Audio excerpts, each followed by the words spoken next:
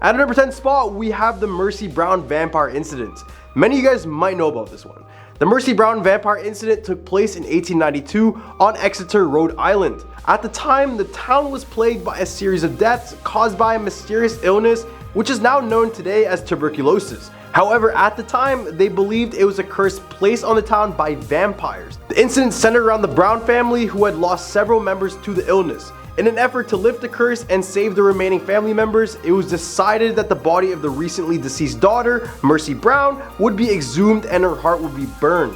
This was because when they checked up on all the family members, they noticed that she was showing no sign of decomposition and there was still blood in her heart. On the night of the exhumation, a group of men gathered at the cemetery to perform the ritual. As they were prepared to burn her heart, one of the men noticed that there were fresh blood on her lips. This was seen as a sign that Mercy was in fact a vampire, and the decision was made to also burn her liver and stake her through the heart to ensure that she could never rise again. The incident caused a sensation at the time and was widely reported in the newspaper. It was sparked debate about the existence of vampires and the proper way to deal with them. Despite the efforts of the men in the cemetery that night, the illness continued to plague the town, leading many to believe that the curse was never truly lifted. At a number 9 spot, we have Fingernails Freddy. Fingernails Freddy was a notorious figure in the small town of Cumberland, Rhode Island. Known for his long, sharp fingernails that were rumored to be laced with poison, Freddy was what many people feared. He was said to have been born with a rare genetic condition that caused his nails to grow at an alarming rate, and he honed his deadly claws by sharpening them on the stones of the local river. Despite his fearsome reputation, no one knew much about Freddy's past or why he had chosen to live in isolation in the woods around the town. Some said that he was a former circus performer who had been cast out by his troupe for his dangerous and his unpredictable behavior. Others whispered that he was a mad scientist who had conducted gruesome experiments on animals in his secret laboratory deep in the forest. Regardless of what he was, it wasn't until 3 kids got murdered in the woods here when the town started to believe in the legend more. But as the years passed, Freddy's reign of terror began to fade, and the legend ends with a group of brave hunters venturing into the woods to track him down. And apparently they eventually cornered Freddy in his lair, and yeah, you get the rest. At number 8 spot, we're the Flying Dutchman of the Narragansett Bay. Flying Dutchman time! Oops, not that one. The Flying Dutchman of the Narragansett Bay is a ghost ship that is said to sail the waters of the bay and cursed to roam the seas for eternity. According to the legend, the Flying Dutchman was once a mighty ship that plied the waters of the Atlantic Ocean. It was commanded by a fearless captain and crewed by a dedicated and loyal team of sailors. However, the ship met its doom when it was caught in a violent storm off the coast of Rhode Island. Despite their best efforts, the captain and his crew were unable to save the ship. It was battered by the storm and eventually capsized, sinking to the bottom of the bay. The captain and his crew were all lost, and their spirits were doomed to roam the waters of the bay till the end of time. Since that fateful day, the Flying Dutchman has been sighted many times by locals and visitors to the bay. Some have even claimed to have heard the ghostly voices of the captain and his crew crying out in desperation and despair. Many believe that the Flying Dutchman is cursed and that anyone who sees the ghost ship will suffer a terrible fate. Some have reported feeling a sense of fear and dread when they come into contact with the ghost ship, as if they're being warned to stay away. At our number 7 spot, we have the Newport Tower. The Newport Tower is a mysterious stone structure located in the city of Newport, Rhode Island. The origins of the tower are shrouded in mystery, and it has been a subject of much speculation and debate over the years. Some believe it was built by Vikings, while others believe it was built by Portuguese explorers. Regardless of who built it, according to the legend, the Newport Tower is said to be cursed. Locals claim that anyone who dares to enter the tower will suffer a terrible and most of the time gruesome fate. Despite the warnings, many people who have ventured inside of the tower have reported strange and inexplicable occurrences. The most common things reported here are screams of disembodied voices and the feeling of something or someone holding your ankle. One of the most chilling stories associated with the tower is that one day a group of young students decided to spend the night inside here. And only after one night, the students were never seen or heard from again, and their fate remains a mystery to this day. The legend of the Newport Tower continues to captivate the imaginations of locals and visitors alike. Despite the many theories and stories surrounding the tower, its true origins and purpose still remains a mystery. Some say it is a portal to another realm, while others believe it holds the key to ancient secrets and hidden knowledge. But what do you guys think is inside here? Could it just be an old lighthouse? Who knows? At a number 6 spot, we have the Perron family. The Perron family haunted house is a true story that has been adapted into a popular horror film called The Conjuring. The Perron family, consisting of husband Roger, wife Carolyn, and their 5 daughters, moved into a large secluded farmhouse in Harrisville, Rhode Island in 1971. At first, the family was excited to move into their dream home, but they realized that something was not quite right. Strange noises and eerie presences were felt throughout the house, and the family began to experience terrifying occurrences on a daily basis. The haunting became more and more intense, with objects moving on their own and furniture being thrown across the room. The family also heard footsteps, voices, and even saw ghostly apparitions wherever they went. Desperate for help, the parents turned to the renowned paranormal investigators Ed and Lorraine Warren for assistance. The Warrens conducted a series of exorcisms and other rituals, but the haunting continued to escalate. The family was forced to live in constant fear, with some members even being physically attacked by the malevolent spirits that haunted the house. After living in the house for 10 years, the parents were finally able to break free from the spirits and move out. Today, the old farmhouse still stands, an eerie reminder of the terrifying events that took place within its walls. In the hump of our list, we have the Ladd School. The Ladd School is said to be haunted by the ghosts of former patients who once lived there. The Ladd School was founded as the Rhode Island School for the Feeble-Minded in 1908. It was originally intended to be a place where people with mental and physical disabilities could live and receive more care. However, over the years, the school had become known for its inhumane treatment of their patients, including instances of physical and psychological abuse. Many of the former patients who lived at the Ladd School have reported seeing ghostly figures wandering the halls and hearing strange noises coming from the empty rooms. Some have even claimed to have been touched or grabbed by unseen hands. One particularly eerie story coming from this place is of a former employee who worked at the school in the 1980s. They claim that one night while they were working the night shift, they heard a loud banging noise coming from one of the patients' rooms. When they went to investigate, they found the room was completely empty and the door locked from the inside. To this day, she had no explanation for what could have caused the noise, let alone whatever locked her inside of that room. Another ghostly encounter at the Ladd School involved a group of students who were visiting the school as part of a field trip. They reported seeing a ghostly figure standing at the end of a hallway, staring at them with a blank expression. When they approached the figure, it suddenly vanished right into thin air. At our number 4 spot, we're the Rose Island Lighthouse. The Rose Island Lighthouse is a historic and iconic landmark located in Narragansett Bay. Built in the early 18th century, the lighthouse has served as a beacon of hope and guidance for ships navigating the treacherous waters of the bay. However, over the years, the lighthouse has also gained a reputation for being haunted, with many people claiming to have experienced strange and unexplained occurrences within its walls. According to the legend, the ghost of a former lighthouse keeper named Captain James T. Waring is said to haunt the lighthouse. Captain Waring was the lighthouse keeper at the time of the American Revolution, and it is said that he died in the lighthouse under mysterious circumstances. His ghost is said to roam the halls and rooms of the lighthouse,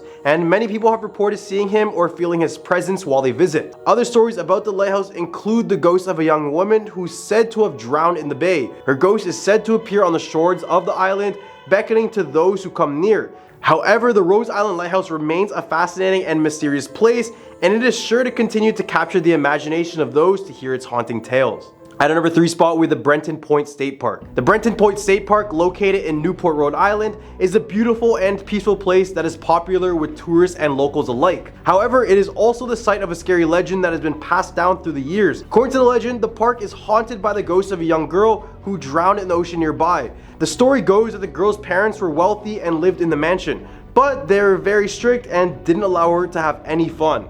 One day, the girl decided that she had enough of her mundane life and ran away to the beach. She was determined to have some fun and enjoy the freedom that she always craved. But as the sun began to set, the girl started to feel a sense of dread wash over her.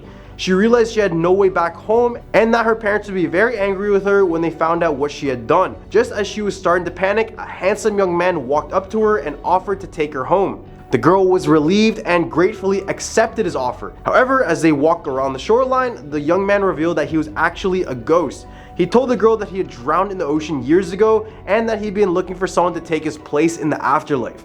The girl was terrified and tried to run away, but the ghost grabbed her and dragged her into the water. Now it's said that the ghost of the young girl haunts the Brenton Point State Park, crying out for help and trying to warn others of the danger that lurks in the waters. Some people claim to have heard her cries late at night, while others say that they've seen her ghost wandering the halls or the mansion.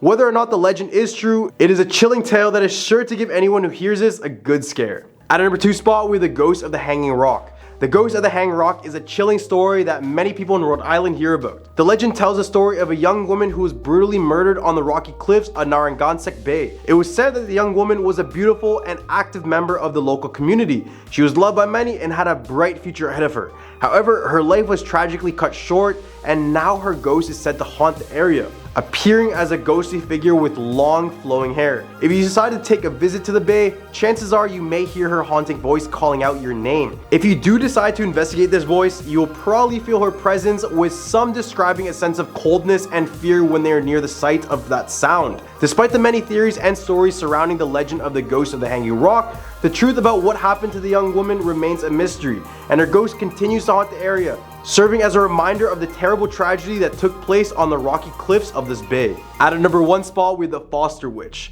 The Foster Witch of Rhode Island is a well-known legend in the state. The story goes that the witch, whose real name is unknown, lived in the town of Foster in the 18th century. She was known for her magic abilities and was often sought out by locals who needed help for various problems. One day, a group of townspeople became fed up with the witch and decided to put an end to her ways. They gathered together and burned her at the stake, but as she was being consumed by the flames, she cursed the town of Foster, saying that it would suffer for what it had done to her. For many years after her death, strange and mysterious events occurred in Foster. Animals would behave oddly, crops would fail, and strange noises could be heard throughout the night. Some have even claimed to see the ghost of the Foster Witch wandering the town, seeking revenge for her death. Eventually, the townspeople realized they needed to make amends for their actions and appease the spirit of the witch. They held a public ceremony during which they apologized for what they had done and promised to honor the witch's memory. From that day on, the strange occurrences in Foster stopped, and the town was able to move on in peace. Number 10, the death of Julia Lagar. Back in the mid-1800s, a young woman named Julia Lagar was visiting family and then suddenly fell ill. She slipped into a coma shortly after, and despite her family's hopes and prayers, she never woke up from it. The family physician declared her dead, and Julia was lovingly dressed for her funeral. In those days, there was no embalming fluids or preservation methods, so the ceremonial activities surrounding death were conducted at a very rapid pace. Julia was buried on the same day as her death, with loved ones paying their last respects. Her little body was taken to the family mausoleum, and the door was closed and locked. But 15 years later, another death in the family required the mausoleum to be opened once again. And to the horror of the family, they discovered that Julia's remains were crumpled at the foot of the mausoleum door. So basically, she had been buried alive. It was believed that the family physician was wrong and that she was in a deep coma where her respiratory and heart rates dropped precariously low. The tragedy of Julia's death led to a strange phenomenon that still continues to this day. The door of the mausoleum would open and close by itself. Chains and unbreakable locks were used to keep it sealed, but they would always break somehow. As recently as 50 years ago, they put a door that could only be removed by industrial heavy machinery, and even that door was opened. It is said that Julia's spirit guards the mausoleum, making sure no one dares put a door back on the building that killed her all those years ago. Visitors to the church head to the cemetery every year to take a look at the mausoleum, and some claim to have captured mysterious images on their camera. Number 9, boo hags. In South Carolina's Gula culture, there is a folklore creature called the boo hag. According to legend, boo hags are similar to vampires, but instead of nourishing blood, they feed off a person's breath by riding their victims. And it kind of looks something like this. And I know it looks like something else, but remember, there is nothing pleasurable about this. The boo hags are said to have no skin, which gives them this red appearance. So they will steal a victim's skin and use it as a disguise while they're out riding. They will then remove and hide the skin before they return home. The boo hag usually gain access to a victim's home by finding small openings like cracks or holes in the wall, and then they position themselves above the sleeping victim and just suck their breath. This makes the victims helpless and induces a very deep sleep. They tend to leave the victim alive so they could just use them again. However, if the victim struggles, the hag may just take their skin, leaving the victim to suffer, or worse, just die. After taking the victim's energy, the hag just flies off, as they must be in their skin before dawn or be trapped without skin. Victims of the creature may wake up feeling tired or short of breath, but that's only if you're lucky to be alive. There's an expression that's often used in South Carolina saying, "Don't let the hag ride ya," which refers to this legend. It is also believed that placing a broom beside your bed before sleeping would prevent the hag from riding, as it would distract the hag into counting the straws and would not get to ride the person before the sunrise. So don't forget, keep your brooms by your bed. Number 8, Lavinia Fisher. Lavinia Fisher, born in 1793, is considered to be the first widely recognized female serial killer in the United States. Though her birth location and maiden name are unknown, her story has been passed down through generations as a cautionary tale. Legend has it that Fisher and her husband John operate a hotel called the 6 Mile Wayfarer House near Charleston, South Carolina in the early 1800s. As time went by, men visiting Charleston began to disappear, and it was determined that they were last seen at this hotel. Despite an investigation by local authorities, no evidence was found to connect the Fishers to the crimes, so the investigation was cold and just dropped. But more people would disappear, and all the leads just brought them back to this hotel. Just for background information, Lavinia was known for her beauty and her charm, and had been using these qualities to lure in unsuspecting male travelers to their hotel. There they would rob and proceed to murder them after. For example, John Peoples, a traveler from Georgia, stopped at the hotel and was warmly greeted by Lavinia. She invited him in for tea and a meal, but he soon started feeling really uncomfortable with all the information he had provided and worried he might become a target for robbery.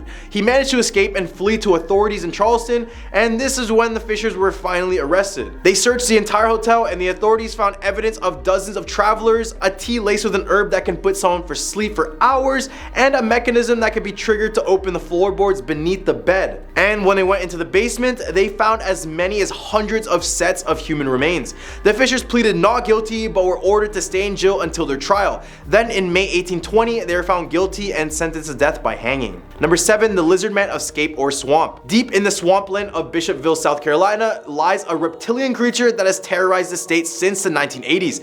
The Lizard Man of Scape or Swamp, also known as the Lizard Man of Lee County, has been reported to inhabit this area for decades, leaving many to wonder about its existence. The first sighting began in July 1988 when the Lee County Sheriff's Office investigated a report of a car damaged overnight in the area of Browntown. The car had tooth marks, scratches, and muddy footprints left behind, which was very odd to begin with, but this eventually kickstarted the entire legend. Prompted by this news, a 17-year-old local named Christopher Davis reported to the sheriff as well, saying that his car was damaged by a creature 2 weeks prior. He described the creature as being 7 feet tall with green wet-like skin, 3 fingers, red eyes, and snake-like scales. This claim of encountering the creature set off a media frenzy. Newspapers, radio, and television stations started to report on the story. Local businesses even began selling Lizard Man t-shirts, and the local Chamber of Commerce encouraged the media attention as good for the community. A local radio station even offered $1 million for a reward for anyone who's able to capture the creature alive.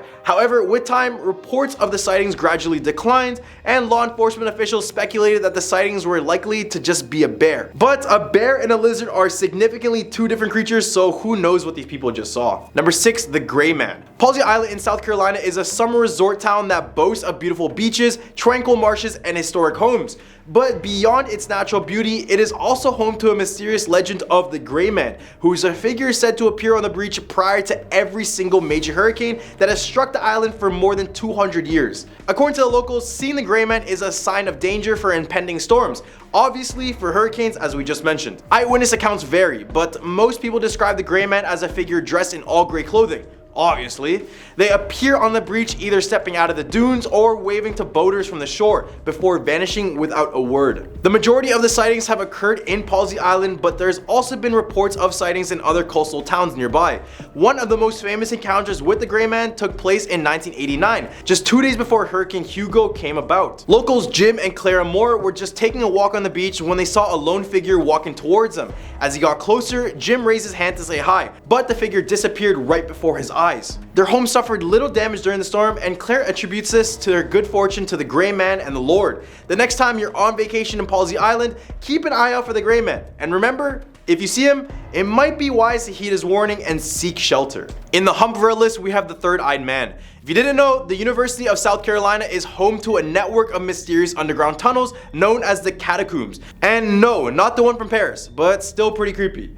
These tunnels in the university have a rich history dating back to the 1800s, where it is said to have been used for the Civil War. But beneath the surface of these historical tunnels lies a dark legend, one that has kept students and locals alike on edge for decades. The Third-Eyed Man is said to be a mutant humanoid creature who resides in the catacombs. The first documented sighting of the bizarre creature was on November 12, 1949, when a student at the university spotted a strange man entering the sewer manhole outside Long Street Theater. The student Christopher Nichols wrote about his encounter in the campus newspaper, dubbing the creature as the Sewer Man, although this is not really confirmed as there is no mention of this in the newspaper archives. The following year, the Third Eye Man was spotted once again, this time by a university police officer. The officer saw scattered chicken remains all around the loading dock of Long Street Theater, and here is when he saw a strange man hunch over them, described as having a grotesque and distorted feature with a third eye in the center of his forehead and silver skin. Number 4, the Ghost Hound of Goshen Hill. The Ghost Hound of Goshen is a creature that is said to lurk on Buncombe Road, between the Ebenezer Church in Newberry County and the Goshen Hill in Union County in South Carolina. This ghostly hound is known to chase anyone who dares to trespass its territory, but fortunately it has never caught anyone, as far as we know. The origin of the ghost hound is shrouded in complete mystery, but some say it was once the pet of a peddler who was falsely accused of murder and hanged. His dog, unable to accept the loss of his master, is said to have remained by his grave until it died of starvation or was said to have been killed by townsfolk. The first recorded sighting of the ghost hound happened in 1855. A young houseworker who was sent to fetch a doctor was terrified by an enormous white dog that followed him all the way to the doctor's home, as well as claiming it was the largest dog he has ever seen. The doctor dismissed the boy's story, but it wasn't long before more and more people had encounters with the hound. Number 3, the Poinsett Bridge. The Poinsett Bridge, located in the northern mountains of Greenville County, South Carolina, is a historical bridge that is considered to be the most haunted bridge in the state as well. The bridge is believed to have been designed by Robert Mills, who is a native of South Carolina and an architect of many notable buildings such as the Washington Monument and the US Treasury Building. And it is also named after Joel Poinsett, a politician from South Carolina who served as a president of the state's Board of Public Works during its construction. But the Poinsett Bridge is not just famous for its history and architecture, but also for its paranormal activity. There are stories of workers falling ill and dying during its construction, with legends saying that a body is buried within the bridge. Others claim that ghostly workers from Ireland return to visit the bridge at night, while another legend tells of a man who was shot and killed on the bridge in 1861, whose headless body returns on rainy nights. Visitors have reported ghostly encounters, eerie sounds, and sudden car troubles. And to add to its validity, Poinsett Bridge is considered one of the 30 most haunted places in America by the CN Traveler. Number 2, Morgan Island. Morgan Island, also known as Monkey Island, is a small island located off the coast of South Carolina in the United States. It is home to a species of monkey that were introduced to the island in the 1970s for scientific research. The monkeys quickly adapted to their new environment and their population grew rapidly. Today, there is an estimated 4,000 monkeys living on this island. While the monkeys may seem cute and harmless, they can be aggressive and have been known to attack visitors to the island. And to make matters worse, they say the monkeys are naturally infected with herpes B, which is completely deadly to us. As a result, the island is off limits to the public and can only be visited with permission from the research facility that manages the monkey population. In addition to the monkeys, Morgan Island is home to a variety of other wildlife that may scare you. This includes alligators, snakes, and all sorts of poisonous and venomous creatures. And obviously, only researchers are allowed here. And funny enough, their first rule when they come here is to not get peed on by the monkeys because it can literally be fatal. Number 1, Battery Carriage House. If you're a paranormal enthusiast and you're in Charleston, South Carolina, you may consider staying a night at the Battery Carriage House Inn, which is known to be the most haunted hotel in the city. The Battery Carriage House Inn has a rich history dating back to 1843 when it was purchased by Samuel N. Stevens, who is a prosperous lender and a broker of crops. The property has changed hands several times over the years, including during the Civil War when it was used as a defense base against Union intruders. The last owner, Andrew Simons, was a phosphate mining businessman and the founder of the First National Bank of South Carolina. Today, the hotel is owned by Drayden Hasty, the great-great-grandson of Andrew Simmons. The inn's haunted reputation is not to be taken lightly too, as there has been multiple ghostly encounters reported by guests and staff members alike. Room 8 is said to be the most haunted, with a headless torso ghost that is said to be sitting in the middle of the room. Guests say this ghost meets them during some nights and even growls at them. Room 10 is also said to be visited by a gentleman ghost who crawls into the bed with female guests and disappears through a built-in entertainment unit when confronted. The hotel staff also speculates that the ghost in room 8 may be a Civil War soldier who was the victim of a munition accident. The ghost in room 10, however, is said to be the spirit of a man who has an untimely death at the inn. Would you stay a night at this hotel? Cause I probably wouldn't. Starting off at number 10, Gitche Manitou Murders. The Gitche Manitou is a nature preserve just southeast of Sioux Falls, South Dakota, in the northeastern corner of Iowa that many believe is haunted. It has ancient Native American burial grounds, has witnessed the execution of 4 teens and has been the site of an assault of a young child. In November of 1973, 5 teens from Sioux Falls went out camping in the area. The unsuspecting group was sitting by a fire with some green leafy substances when suddenly a shotgun went off. Roger SM, who was 17, instantly passed away by brothers Alan, David, and James Fryer, who descended on the group pretending to be cops. They separated the remaining 3 boys from the only girl, 13-year-old Sandra Chesky, and placed the girl in the back of their truck. Then the Fryer brothers lined up Stuart Bade, 15, with his little brother Dana Bade, 14, and friend Michael Hardoth, who was 15, and executed them. The little girl was kept alive and taken advantage of by James Fryer. She later identified the attackers and testified against them. They were sentenced to life in prison, but locals on both sides, Iowa and South Dakota, believe their horrible crimes still haunt the area. Number 9. Spook Road. Known to locals as Spook Road, this eerie stretch just outside of Brandon, South Dakota has quite the collection of creepy occurrences. Winding through tunnels, running over bridges, and lined in trees, locals claim this road is especially unnerving in the fall of winter months. There are many theories about the road, including one claim if you drive away from the town and count the number of turns, and then drive back and count them, you will end up with different numbers. Like driving in one direction will take you over 5 bridges, but on the way back you'll only cross 4. As if this wasn't weird enough, many cars have also wrecked on this road, which often leaves drivers with an unsettled feeling. While some people believe Spook Road is mere folklore, others will defend it to the end, with some die-hard believers even creating a Facebook group about Spook Road. Allegedly, people who also take their own lives here can still be seen hanging from both bridges and the trees, their bulging eyes watching you as you cross in horror. Number 8. Orpheum Theater. In Sioux Falls, South Dakota sits the historic Orpheum Theater, with its very own ghost. The spirit, fondly referred to as Larry, may or may not be the ghost of an actor who disappeared during a dress rehearsal many years ago. Allegedly, the sound of a gunshot rang out from the light booth. When his fellow actors ran up to investigate, all that remained was a pool of blood and no body was ever found. The theater first opened in 1913, but changed hands in 1954. The new owners allegedly found a casket in the boiler room, but when they came back later to clean things out, the casket was gone. Reports of strange noises and sightings of a shadow figure became common in the old theater, and one of the more intriguing reports happened in 1959. Actor Ray Loftusness became one of the many to see this shadow man on the balcony. On that particular night, he said Larry was illuminated by the green and blue lights that was pointing directly at him. He claimed that he was hit by an icy blast of air. Then twice that night, he was assaulted by falling sandbags and was even knocked unconscious. Number 7. Sitka Hollow. The Dakota Sioux Native Americans were said to have once hunted in the forest ravines known as Sitka Hollow. That is, until they realized it was haunted and put a warning on its name.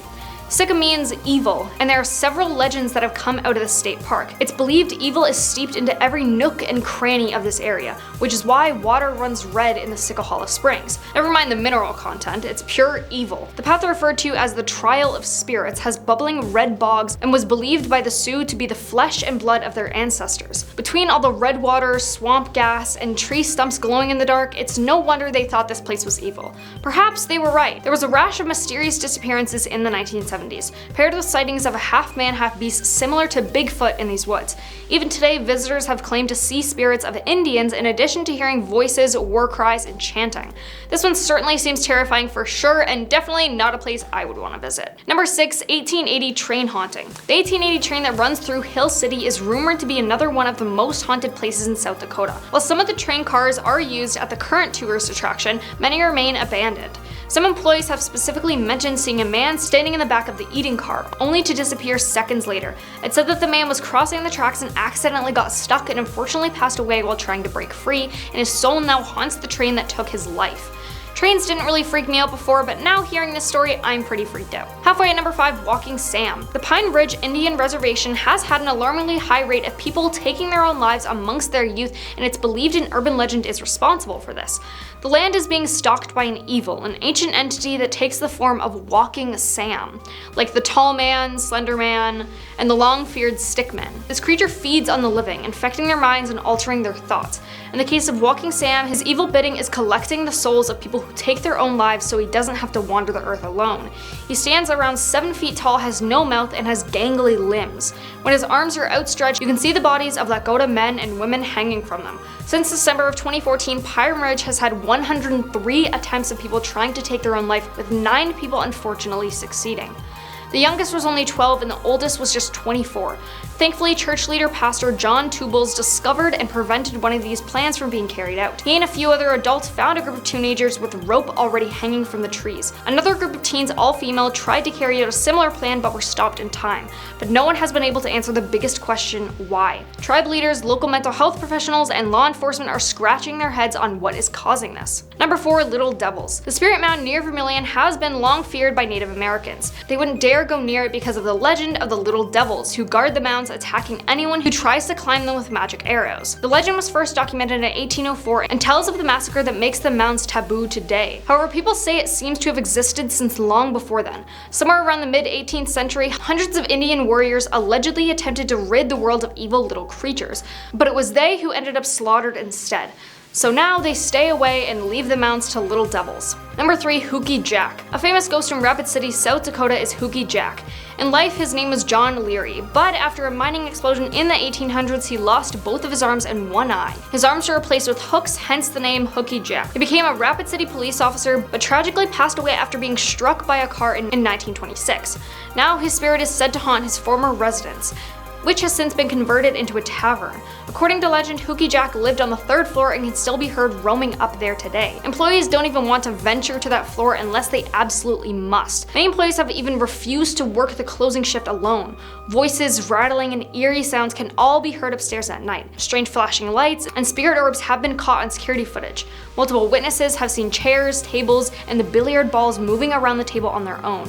A few bartenders even claim to have seen a figure sit at the end of the bar out of the corner of their eye, only to look up and realize no one's there. Number 2. Devil's Gulch. One of the most famous urban legends in South Dakota happened in the town of Garriston. According to the local lore, infamous outlaw Jesse James successfully evaded capture in 1876 by leaping over the Devil's Gulch on horseback. Keep in mind that the Devil's Gulch is a ravine that runs 60 feet deep and is 20 feet wide.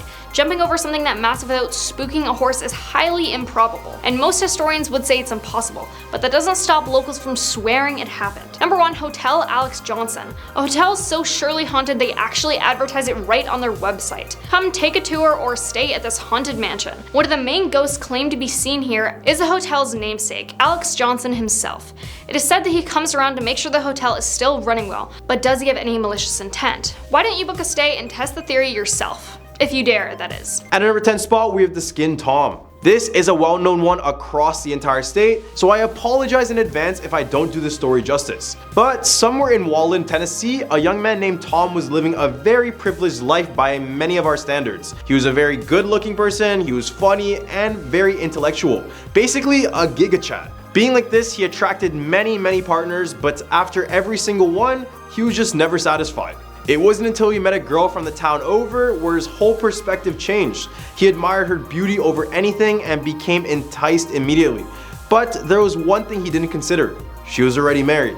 And Tom being Tom, he still went after the girl. Eventually, the lady's husband will become aware of this affair and decide to track down Tom to get his ultimate revenge. So one day he followed his wife to Lover's Lane as she was meeting up with Tom. And when the two hugged, the husband came out of nowhere and grabbed Tom from the vehicle and carried him into the woods. When the cops arrived, they found a full suit of human skin hanging from a tree. Now if you go to Lover's Lane, you may catch a glimpse of Tom's horrific skinned body, but that's only if you're unfaithful. At number 9 spot, we have the Pine Haven School. Somewhere in Jamestown, Tennessee, there's an abandoned all-boys school that was the site of many horrific things back in the day. The legend of the school goes that a group of bullies were bugging and taunting another classmate inside of the bathroom. At first, they were just shoving him around and calling him names, but the abuse just didn't stop there and only proceeded to get worse. It was then one of the boys stuck behind him and pushed him straight into the bathroom mirror. After coming into contact with the mirror, he immediately shattered it, causing a shard of glass to cut his neck,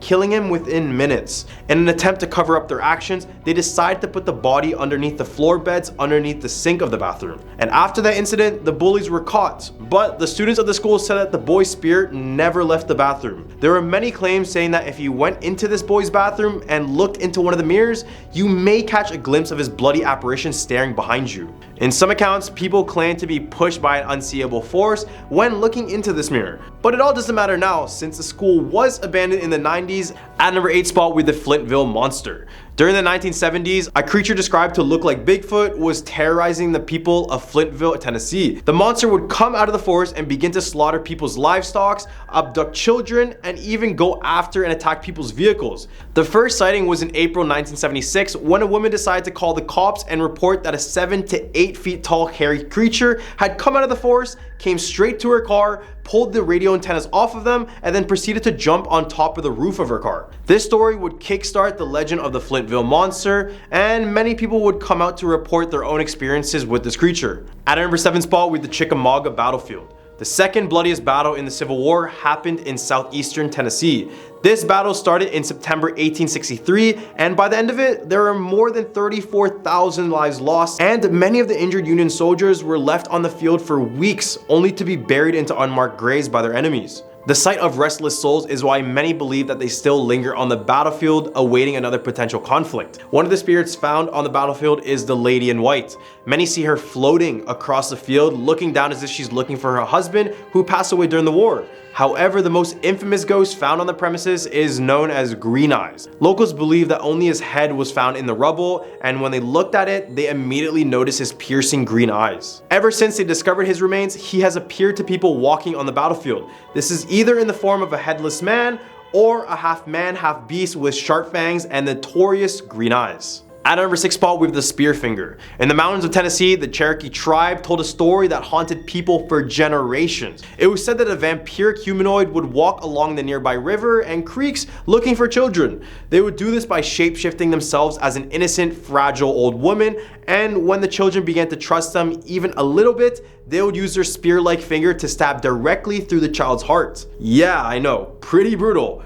From here, they would consume their favorite part of the body, which is the liver. But apart from their tendencies to hunt, they're also said to have the power to control any stone, no matter the size. This creature could fuse 2 stones together just by using its mind, and could even place large boulders above their victims with ease in order to completely squish them to death. Eventually, a great council was created to put an end to the Spearfinger. Once they trapped the creature, they noticed that arrows and knives did nothing to their stone skin. It wasn't until a bird landed on the creature's right hand when they began to notice that she carried her heart there. They began to direct their aim towards her hand, which eventually ended up killing it, ending the curse of Spearfinger for good. In the hump for our list, we have the Tennessee State Prison. Built in 1898, this castle-looking prison was open for almost an entire century, and during its time, it housed many of America's most notorious criminals. It was a maximum security facility, but it was also notorious for their poor living conditions and their constant riots. For example, in 1902, a group of 17 prisoners would break out of their cells and start a riot within the jail, with one of the prisoners being murdered and 2 of the 17 prisoners actually escaping. Then in 1939, another jailbreak occurred with the prisoners setting fire to some areas of the prison, including the dining room, which ended up killing a few more of the workers and other prisoners. Then during the years 1975 to 1985, there were countless other riots and jailbreaks within the prison. People who have previously visited the old Tennessee State Prison have described what they think to be the sounds of cell bars clanking, spine-chilling cries, and footsteps that seem to echo throughout the halls when no one else is there. Eventually, the prison would be abandoned in 1992 due to its inhumane conditions and the fact that the building was completely unstable. At number 4 spot, we have the Shiloh National Park. With another Civil War battlefield on this list, we have the Shiloh National Park. This place is located in southwestern Tennessee, and many locals claim that the spirits of the soldiers still occupy the grounds. The Battle of Shiloh occurred in 1862, which had a total of 100,000 American soldiers with over 20,000 casualties.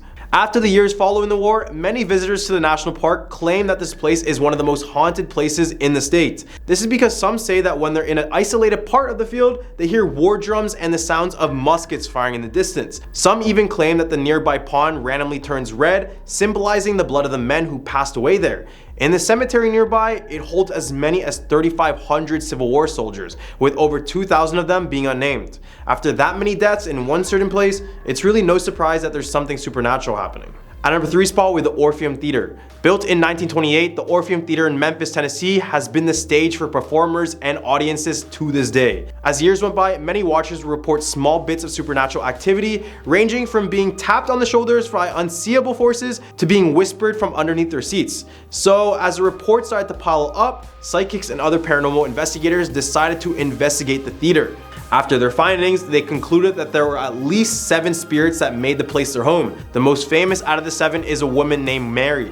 Story goes that in 1921, there was another building standing on the grounds of the Orpheum Theater, which was named the Grand Opera House. Here, 12-year-old Mary passed away right in front of the house after being caught in a hit-and-run accident. Now she is spotted by the majority of visitors, notorious for wearing old-fashioned clothing and dancing around the theater when someone is performing.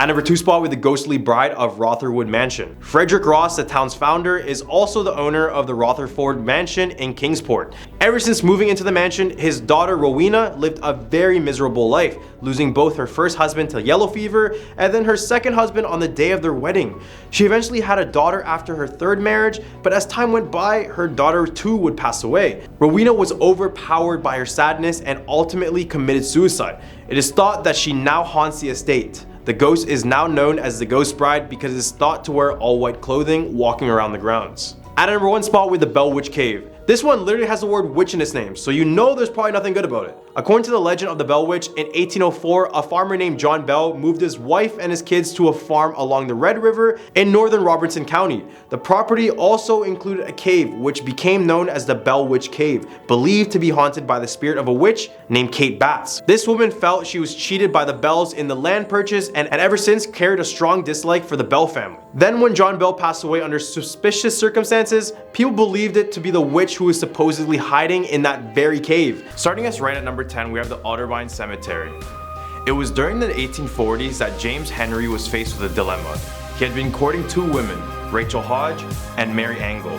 He couldn't decide which one to marry until one day, while going home, Henry ended up falling asleep on the horse he was riding on.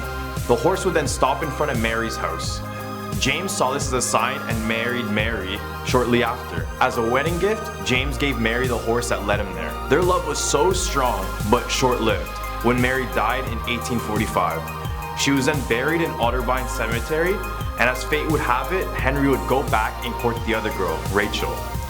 But shortly after their new marriage, people began noticing a strange outline of a bloody horseshoe on his late wife's tombstone. James took this as Mary's objection to the new marriage. And perhaps this was true, because days after, strange sounds and sightings were reported in the cemetery. James Henry would be found in his barn, dead, with a mark of a horseshoe visibly on his forehead. Creeping at our number 9 spot, we have Satan's Hollow. Beyond the woods, in a quiet blue ash community, some say exists a portal to hell named Satan's Hollow. Being part of an old sewage system, the tunnels are said to be haunted by a shadow man and other angry spirits. Supernatural markings are seen all over the tunnel walls. Deep inside the tunnels are a supposed altar room where they would commit violent rituals, including sacrificing animals and even humans. Over the years, several ghost hunters and paranormal investigators have visited this site, claiming to have communicated with spirits. Coming in at number 8, we have Athens Asylum. This mental asylum stood from 1874 up until 1993. However, some pretty scary stuff occurred within these walls. Patients were mistreated, physically abused, not fed, strapped to their beds, and even lobotomized, which caused many patients to suffer from life-changing side effects and disabilities.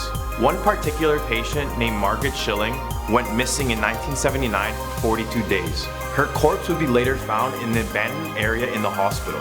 The odd thing was that her body was found naked, with her clothes folded neatly beside her, and then her body began rotting so bad that it left a permanent stain behind that could still be seen to this day. In attempts to hide the stain, workers found it impossible to clean up the imprint, and now it's said that the abused patients of this asylum still haunt the building, including the spirit of Margaret.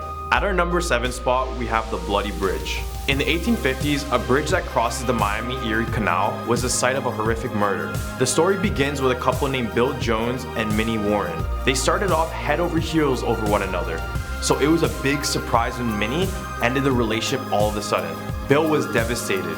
Meanwhile, the girl seemed to have moved on pretty quickly and began dating a man by the name of Jack Billings instead, and Bill would become a rage-fueled person with full intent to plot his revenge. So on one cold night in 1852, he waited near the bridge that crossed the canal. When the new couple was walking over the bridge, he jumped out of nowhere, slicing Jack's head clean off using an axe, and startled Minnie, which made her fall from the bridge. drowning soon after. This would cause many locals to name it the Bloody Bridge. At our number 6 spot, we have the Loveland Frogmen. This is not so much a scary urban legend, but rather weird, so I couldn't ignore it.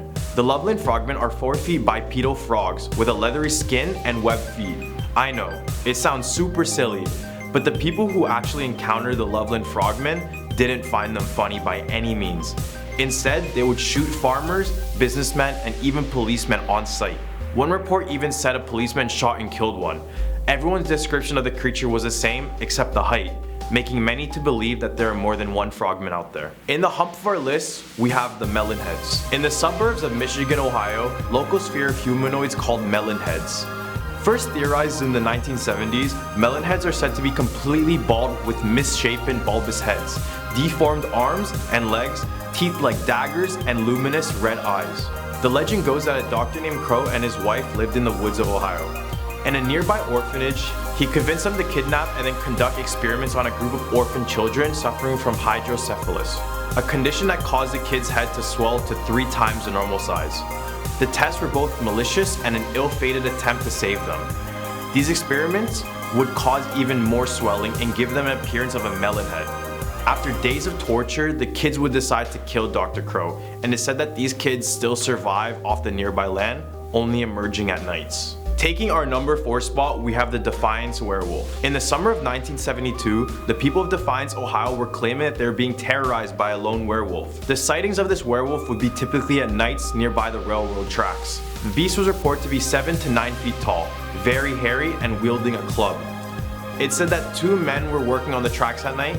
One of the 2 men, Ted Davis, would report to police that he was attacked by a half-man, half-dog creature. Luckily for locals, after the summer, the beast almost seemed to vanish out of existence. But the story still lingers, and perhaps a werewolf is still out there, hiding. All the way at number 3, we have the Gore Orphanage. In Vermilion, Ohio, there's a story about an orphanage. During the 1800s, a mysterious fire broke out in a building, trapping all inside, leading to at least 50 deaths. The town was horrified by the event and refused to allow a replacement orphanage to be built on the site. Ohio residents wanted nothing more than just to forget about the tragedy and move on. Out of sight, out of mind, or so they thought. The fire itself is said to have left a stain on the area forever, with reports saying that if you try and approach the old orphanage, you'll be met with many children ghosts roaming around the land and running in the forest. The whereabouts of the remains of the orphanage are never clearly shared, and it appears that the location will forever be a mystery.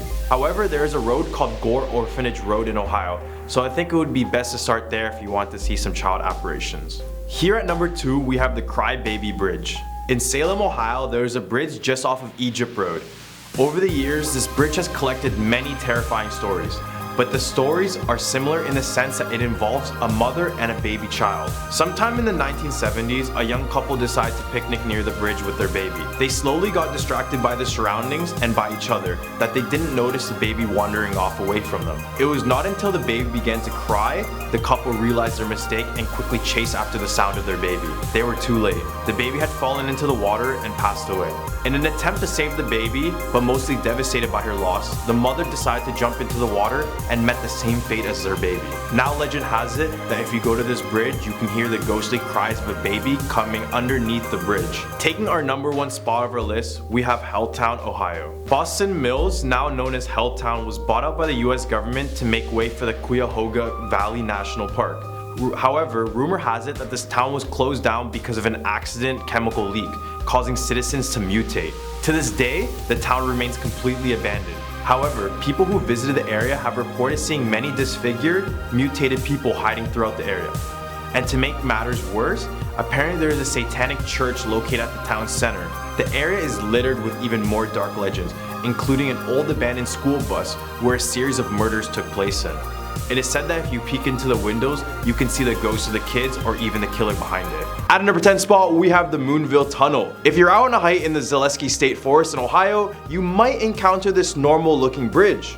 or so it seems. Built in 1856, this tunnel was created for a railroad to transport coal around the state, and at the time it was the only way to go in and out of the town of Moonville. Although the tunnel served its function and is still up to this day, the one fatal flaw about it was the limited space it offered to the pedestrians walking through it. Basically, when a train would pass through the tunnel, it would give little to no space at all for people to walk through it, and you could see how this could be detrimental considering it was the only way in and out of the town. Over the years, many unfortunate people would be struck by the train while walking through this tunnel, and many of the bodies were buried in the surrounding forest. By 1947, the town of Moonville was eventually abandoned, but this place remains a hiking spot for many, and many of the hikers claim to see former workers hanging out by the tunnel, with some claiming to hear voices when walking through this dark tunnel. At a number 9 spot, we have the Rogues Hollow. A few miles southwest of Akron is a former mining town known as Rogues Hollow, and from the name, you can see why it's Ohio's own version of the Sleepy Hollow tale.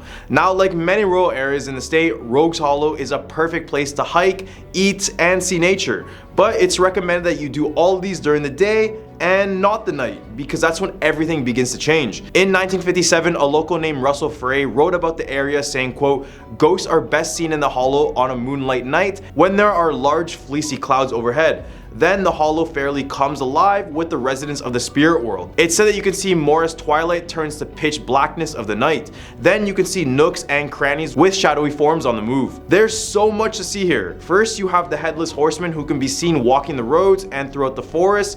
Then we have the gray lady who walks in front of people's cars.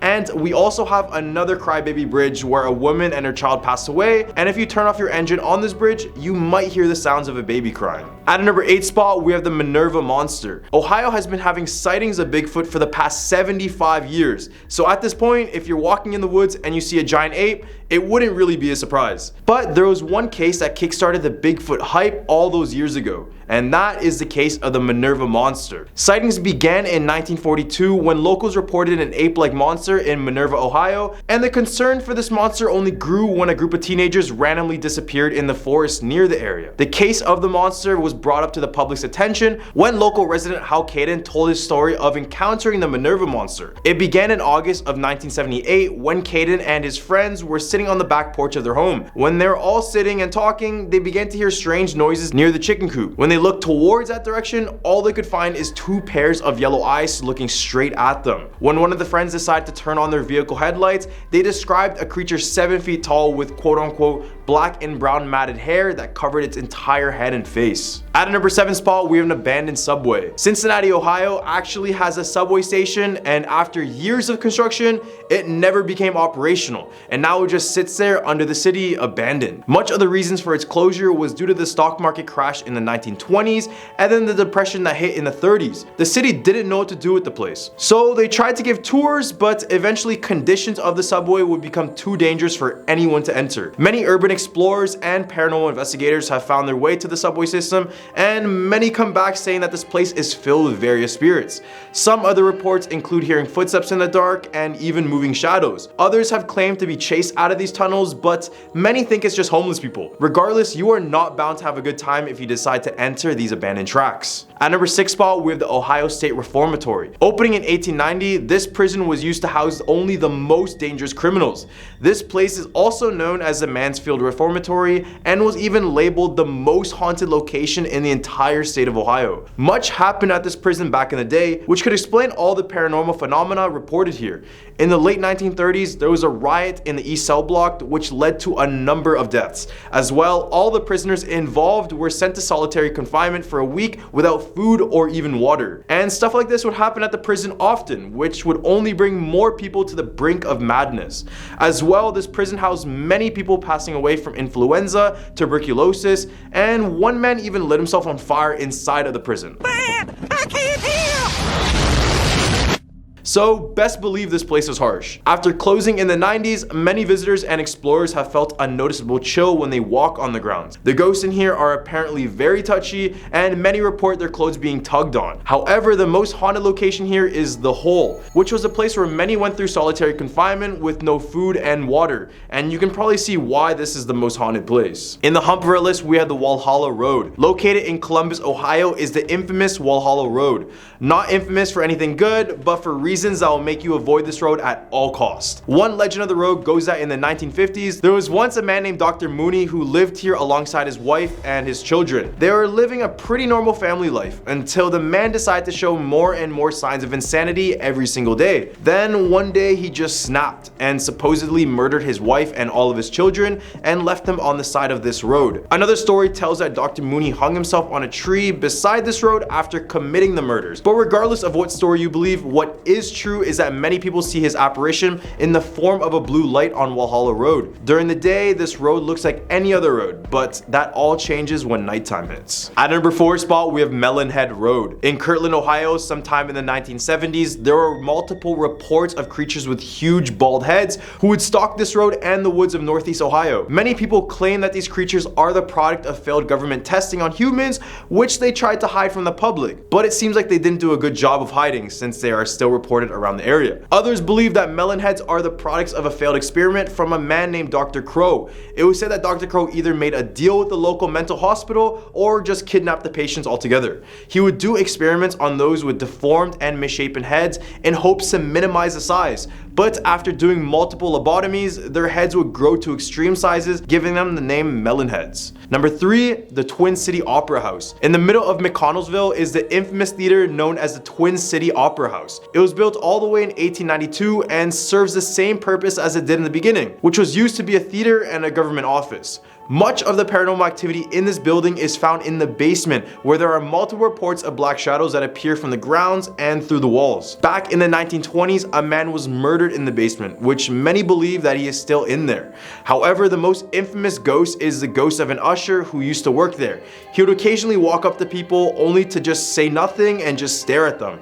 So you can imagine how awkward this encounter would be until you realized it was a ghost the whole time. At a number 2 spot, we have the Franklin Castle. Franklin Castle, designed by Haynes Tiedemann in 1881, was intended to be a dream residence for an immigrant family, but it gradually turned into a house of horrors. Over the years, this castle in Cleveland has had many countless deaths inside. So what occurred to make Franklin Castle so haunted? It all started when the owner's 15-year-old daughter passed away from diabetes. Then soon after, the owner's mom would pass away at the home as well. Then in the span of 2 years, from 1886 to 1888, Haynes Tiedemann would bury 3 more of his children around the home. After all these tragedies struck, the house was eventually sold to the German Socialist Society in the 1920s, where many people claimed it was the site of alcohol production during the Prohibition and a meeting place for German spies during World War II. Then in the 1960s, a family of 6 moved into the home with hopes of turning into a restaurant. But the moment they moved in, they would be met with countless spirits and other entities that would just tell them to leave. Nowadays, many people believe this place is haunted by the spirit of its original owner.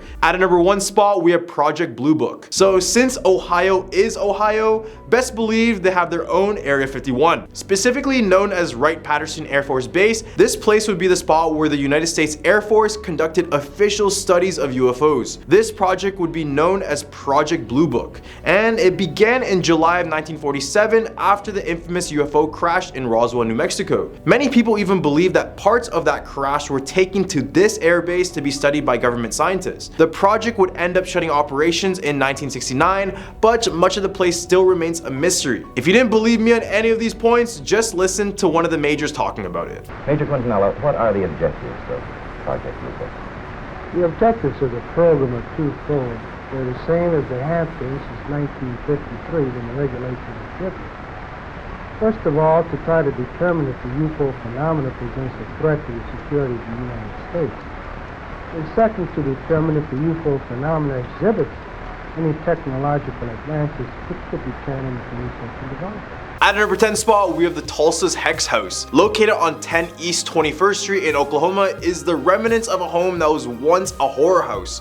The owner of the home during the 1940s was a 45-year-old woman named Carolyn Smith. However, she wouldn't be the only resident in the home, as she would keep 2 other women there as quote-unquote slaves. These 2 women were named Virginia Evans and Willetta Horner, who were 30 and 31 years old at the time. They claimed that they were being hexed by Corlin and were basically forced to give their paychecks directly tour, with their big reward coming when they arrived in the gates of heaven. Basically, Coraline would keep these two women in her basement and live off their checks. But that wasn't all. She would also receive aid from one of her slaves' parents, in which she received a total of $20,000 for nursing care.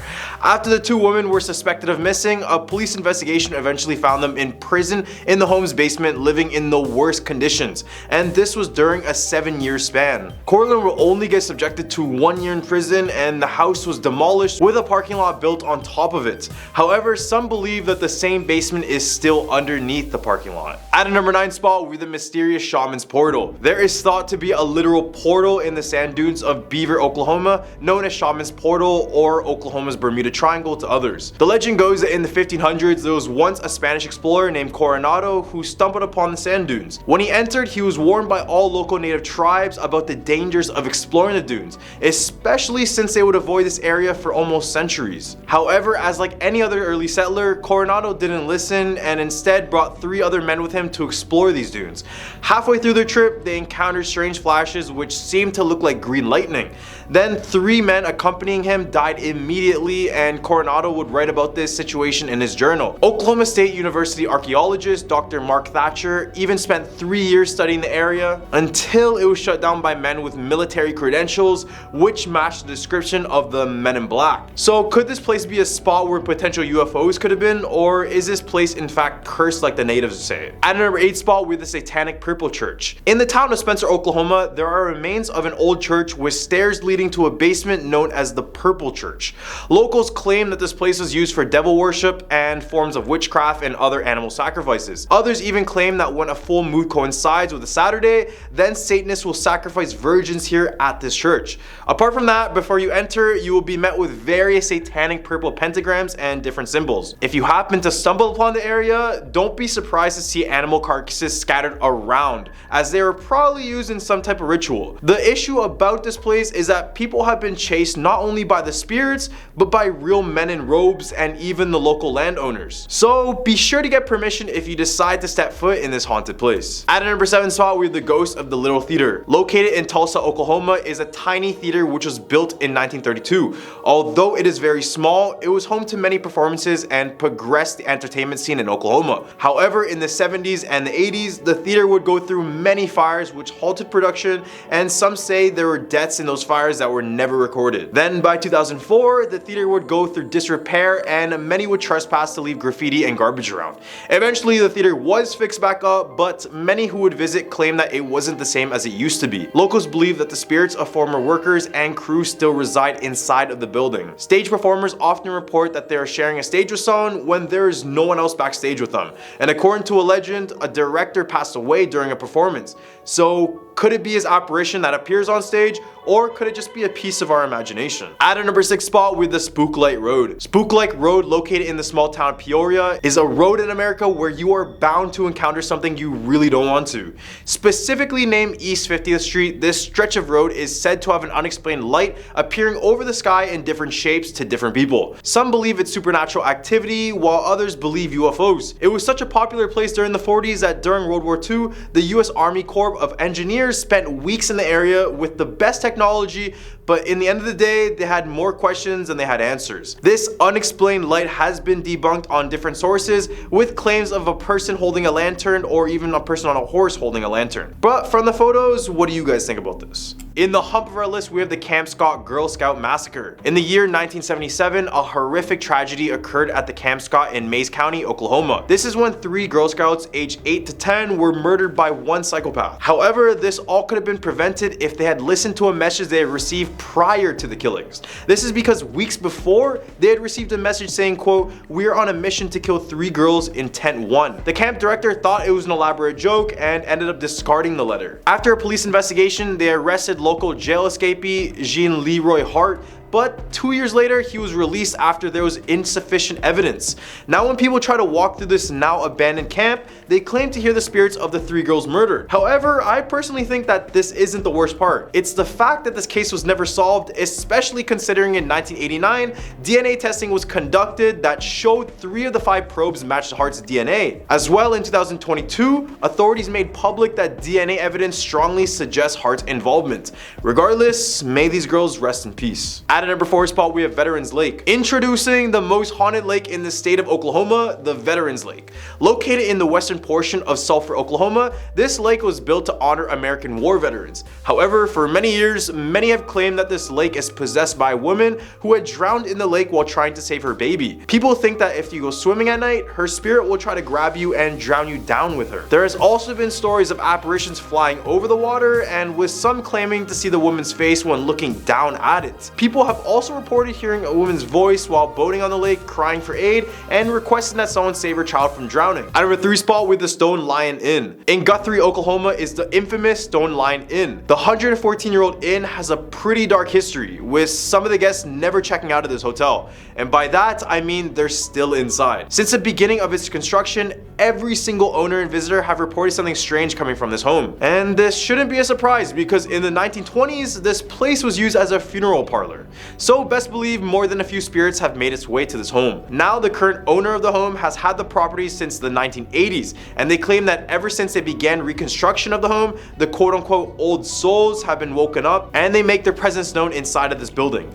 Guests find themselves either being tucked in bed or dragged out of it when they're all alone. When paranormal investigators came in, they found that the bathrooms had high EMF ratings, which also happens to be the spot where many people took their own lives. So if you ever want to visit the most haunted building in Oklahoma, maybe the Stone Lion Inn is your best bet. At a number 2 spot, we have the Skirvin Hotel. First opening in 1911, this 10-story hotel was an instant hit to many tourists and anyone looking for a nice place to stay for a night. However, once people learned about the dark history attached to this place, many will go on searching for another local hotel. This is because the Skirvin Hotel has been rumored to be haunted by a lady who passed away the first year it opened up. The story goes that a maid named Effie had a secret affair with the owner, Mr. Skirvin, but he became extremely paranoid once Effie delivered his baby, so he decided to hide Effie and lock her up in a room on the 10th floor. After days of being locked up, Effie decided to take their baby and jump off the balcony to their deaths.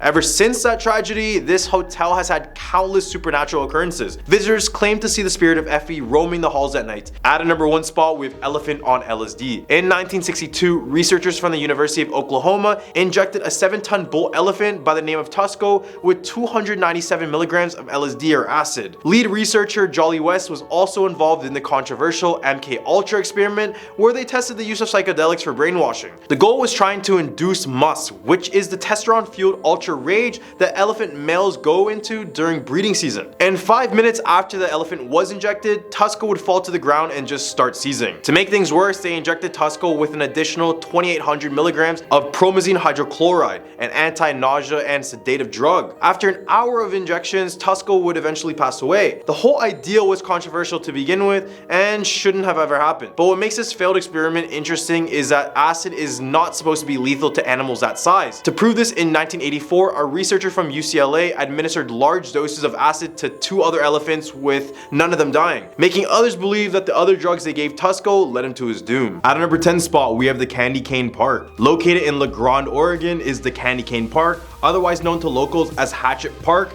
due to the accident that happened within the park grounds. Candy Cane Park was like any other park, apart from the fact that it followed the theme of candy canes all throughout the park. Kids love to go here due to its appearance alone, but that all changed in 1983. This was when a young woman named Dana DeMars was strolling through the park at night when all of a sudden someone came out of the woods with a hatchet and started to chop off her limbs, including an attempt to behead her. She ended up passing away from her injuries inside of the park at the young age of 21. Now locals claim that her spirit calls the park home. She would be seen on the merry-go-round, and when the children would go on it, she would spin it uncontrollably. Her presence on the merry-go-round was so noticeable by many that the city had to remove it for good in 2003. At a number 9 spot, we have the Bandage Man of Cannon Beach. Back in the 1950s and 60s, the residents of Cannon Beach were terrorized by a figure known as the Bandage Man. This person would lurk in the forest and dark roads of Cannon Beach, completely covered from head to toe with bandages, and he had a very pungent smell of rotting flesh.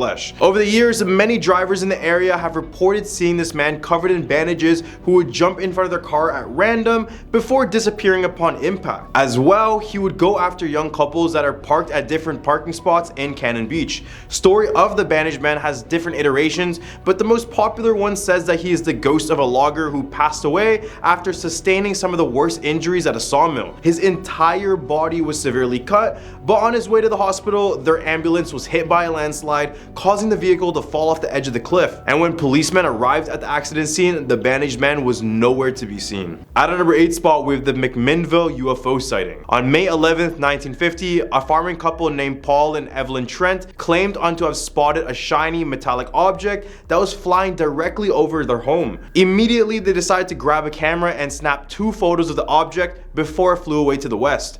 Paul's dad also was a witness to the flying object. After the photos were released, it got worldwide attention almost immediately, with one side arguing that the photos were a hoax and the other side claiming that this may actually be solid evidence of a 3-dimensional flying object. And just to back up their claims even more, the Trents were regarded as very honest people, and when their photos were publicized, they never even made an attempt to profit off the popularity, nor did they want to be in the limelight in the first place. And until their last breath, they would insist that the photos were genuine, but a lot of people have been able to debunk it. At a number 7 spot, we have the Lafayette curse. Unfortunate for those living in Lafayette, but your city has been supposedly cursed since the 1800s. Don't know if you guys knew about that one. The story goes that back in the 1850s, a woman in the town was accused of witchcraft, and just before her execution, she yelled out to the crowd of people saying, quote, "The town will burn down 3 times. And since saying that, the town has burned down twice, and people are awaiting the 3rd that has yet to come. At number 6 spot, we have the Oregon State Hospital. Built all the way back in 1883, the building served as a psychiatric hospital in the city of Salem. It was originally named the Oregon Hospital for the Insane,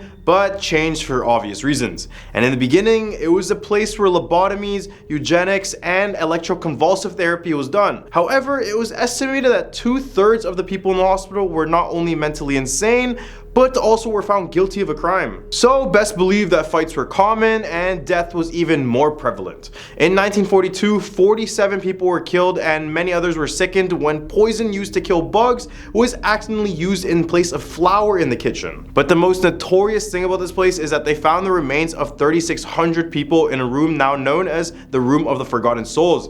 They found cans upon cans of cremated ashes in the basement of this hospital. In the hump of our list, we have the agropelter. The agropelter is an aggressive creature said to lurk in the forests of Oregon, and they are most likely responsible for the deaths of many early lumberjacks in Oregon. These creatures resemble a slender ape-like animal with whip-like arms that extend for meters. They lurk atop trees and only attack if their territory is being threatened. So when Oregon was first being inhabited by early settlers, they began to start cutting down the trees for space, and then the agropelter would just hurl rocks and sharp sticks at them, causing many of them to pass away or even leave the land altogether.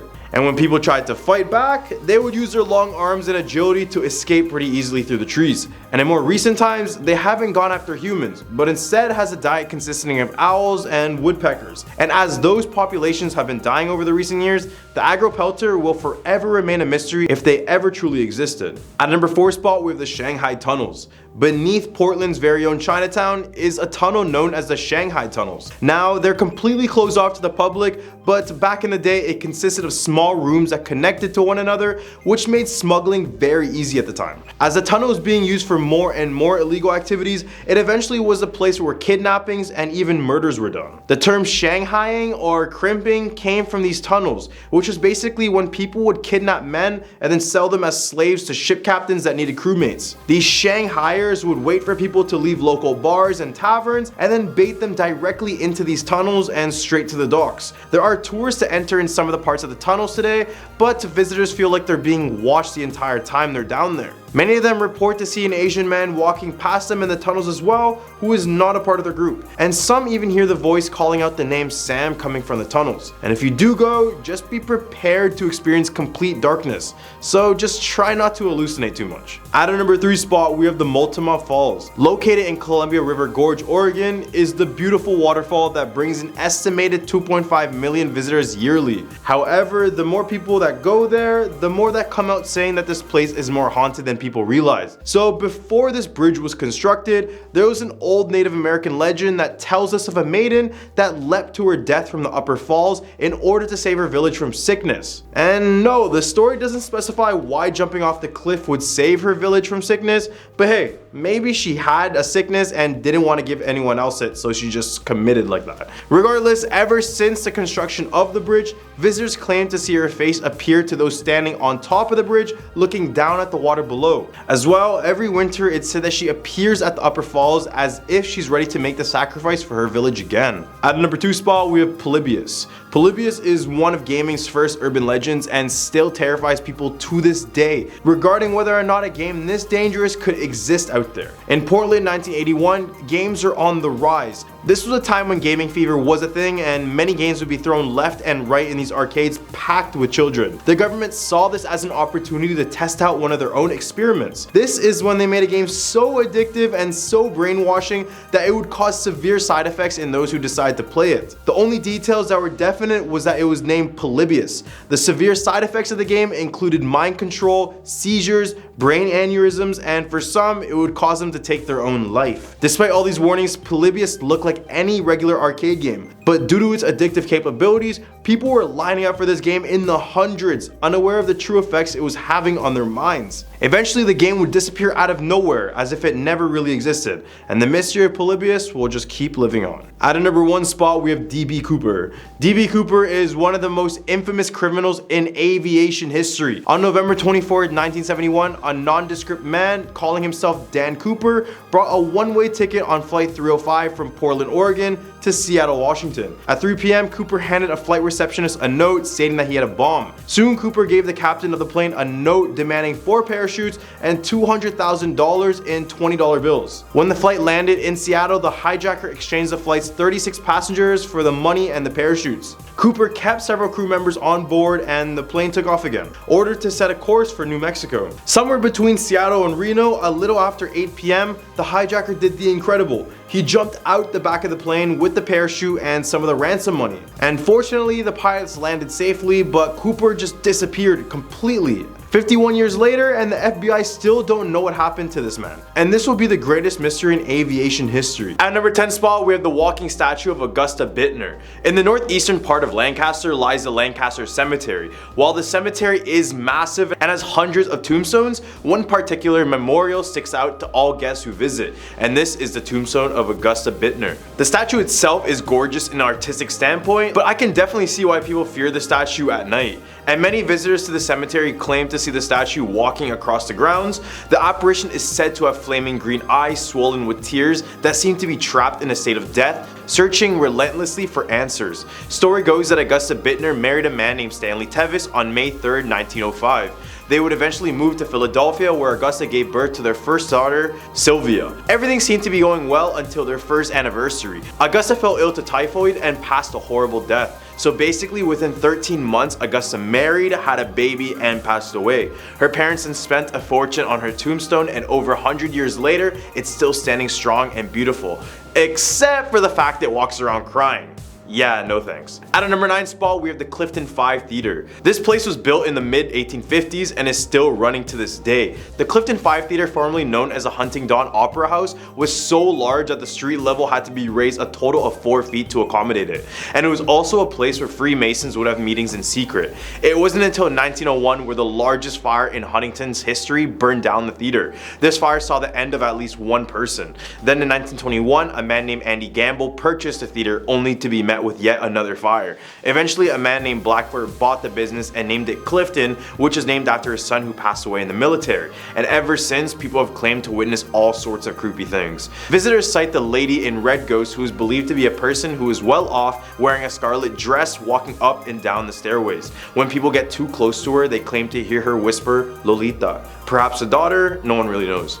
At number 8 spot, we have the house on Ridge Avenue. In the north side of Pittsburgh lies in what is known as the house the devil built. The house is actually 1129 Ridge Avenue and known as the Conglier House. It was built in the 1860s by Charles Conglier, who lived in the house with his wife Lida and their maid Essie. The maid and Charles would be having a secret affair, and soon after, the wife overheard what was happening, so she collected a knife and proceeded to murder the two. She would be found later humming lullabies as she rocked on her chair. Then in 1900, Dr. Adolf purchased a home. One day the neighbors heard a woman screaming in the house and called the police. Once the cops arrived, the doctor was nowhere to be found, but instead there was only a body of a woman with no head. Then a single mother and her 5 children lived there in the 1920s, until a nearby natural gas tank exploded and killed the mother, causing the 5 children to be left abandoned. Although the tale is said to be fabricated, many of these stories are actually true. At number 7, we have the squonk. When I saw this guy, I couldn't help but laugh. And the only reason I add him on this list was because he was a mythical creature, and come on, he's terrifyingly cute and ugly at the same time. The squonk is a pig hybrid that almost has decaying skin that is covered in warts. Its tusks are yellow and crooked with cauliflower ears, looking like any MMA fighter. It appears to be crying because it just thinks it's ugly, which is just so freaking sad. I kinda wanna just give it a hug. Except if you try, hunters claim that the creature turns into a puddle of tears. A man named J.P. Wentling was said to have captured the squonk in a bag. Once he went to go show everyone, the thing that remained was only the liquid of the creature. Some believe the squonks can predict the future and will accept something in exchange for this. However, since they are pessimistic creatures, only the bad parts of your future will be mentioned. So this is basically like having a fortune teller who just hates their life. At number 6 spot with Albawitch. In the forest of Columbia, Pennsylvania is a 4-foot tall hairy creature known as the Albawitch. Their name is just short for apple snitch, since they are known to be snatching apples left and right like they're trying to miss a day at the doctor's. People who walk along the Susquehanna River claim to have these small creatures violently throw apples at them to push them away from their homes. Their homes are said to be on top of the treetops where they would only come down to gather apples. These hairy humanoids are often mistaken as Bigfoot since they're also reported around the area. What if these guys are just Bigfoot children? This would explain their small stature at least. Despite the fact that these creatures are not likely to cause death, getting apples thrown at you aggressively doesn't sound too appealing either. In the hump of our list we have the Appalachian Trail. From Maine all the way to Georgia, the Appalachian Trail is a 2,200 mile stretch that is also the longest hiking only trail in the world. This place is known for its beauty. Every mile is filled with fresh sights and breathtaking views. But when you have this much of inhabited land, some things are bound to happen to those visiting the area. Many hikers who have trekked this path have shared their haunting stories online for those to see, and it's crazy the amount of stories I read. So many it almost seems like it isn't a coincidence. Some have mentioned encountering the mountain people while on their hike, saying that they protect their camps with extreme violence and they have a tent-like city within these trails. Apart from the mountain men, the trail has had over 10 homicides. The first one happened in 1974 in Georgia and 3 in Pennsylvania. Then in 1990, a double murder took place at the top of Cove Mountain located within Pennsylvania. A young 25 and 26-year-old couple was shot and stabbed to death by a wanted criminal. The details of this crime are horrific, so I probably won't mention the specifics here. At a number 4 spot, we have No Face Charlie. If you grew up in the 1950s and 60s in western Pennsylvania, chances are you heard the legend of the Green Man or No Face Charlie. The legend says that No Face Charlie would stalk the remote streets at night and sometimes chase others away from him. No disrespect, but if I saw him at night, I would definitely be running the other way. No Face Charlie was actually based on a real man named Raymond Robinson. His story is pretty tragic. In 1919, Robinson was only 8 years old when he was reaching for a bird's nest at the top of an electrical pole when he was suddenly shocked with 11,000 volts of electricity. He was severely injured. His nose, lips, and ears, and also eyes were all gone or misshapen. And on top of that, one of his hands were completely blown off. This is what gave him this image that appears haunting for others. Raymond was in fact a really kind and friendly individual, but others feared him and would give him this negative stigma regardless of how he really was on the inside. He has now since passed, and I hope he's finally accepted for who he is. At number 3 spot, we have Blue Mist Road. Blue Mist Road is actually named Irwin Road, and locals claim that you can see a blue mist covering the entire road at night. Back in the 1800s, it was a dirt road, and even to this day, it still remains unpaved. The road has way too many tragic stories to tell you in one single point, but let me tell you a few of these. This place has a very dark history to it. Legends claim that a witch lived on this road who used to practice black magic, including rituals and human sacrifice. A family lived here, and one day the husband came home in a trance-like state and murdered his entire family. At number 2 spot, we have Anna Baker's dress. This dress belonged to Anna Baker, who was a part of a wealthy family located in Altoona, Pennsylvania.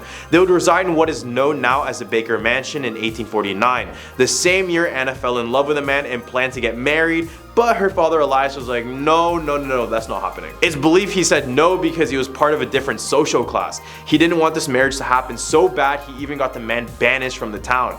Anna was heartbroken and begged her dad, but her dad kept saying no.